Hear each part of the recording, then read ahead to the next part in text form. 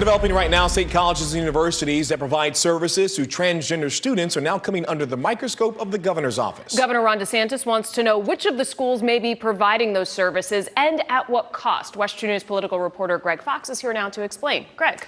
Yeah, the survey from the governor's budget office was revealed by university presidents yesterday, just after they voted in favor of the governor's anti-woke agenda, limiting certain instruction on diversity, equity, and inclusion in college classrooms. Just what Governor DeSantis intends to do with the survey results is just becoming more clear. Right now, there are roughly 350,000 people enrolled in Florida's 12 universities and 28 state and community colleges. It's estimated that more than 17,000 of them may identify as transgender or non-binary, someone who doesn't conform to gender norms.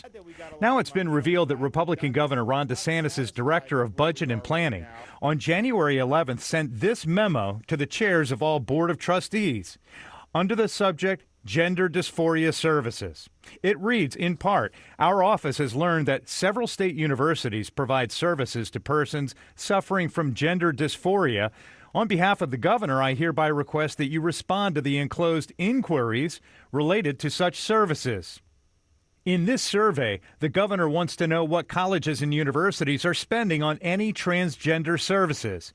Information including student ages, hormone prescriptions, and medical procedures, including surgeries.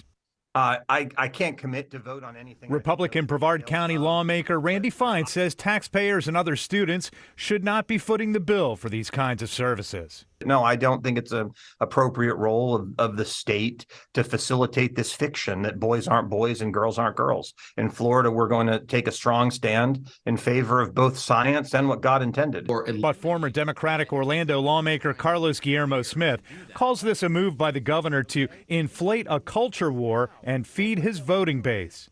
This is Ron DeSantis using fear and intimidation to try to stop programs in our universities that support transgender students. Others fear the survey will result in a reduction in healthcare services on campuses. And according to a statement from the governor's office just a few minutes ago, we are committed to fully understanding the amount of public funding that is going toward such non-academic pursuits to best assess how to get our colleges and universities refocused on education and truth. A little bit of shorthand there. It looks like they're going to be trying to pull back some of the funding from those services based on these results. They're due on the 11th. We reached out to the University of Central Florida and other local smaller colleges, and we're still waiting to hear back. All right, Greg, thank you so much.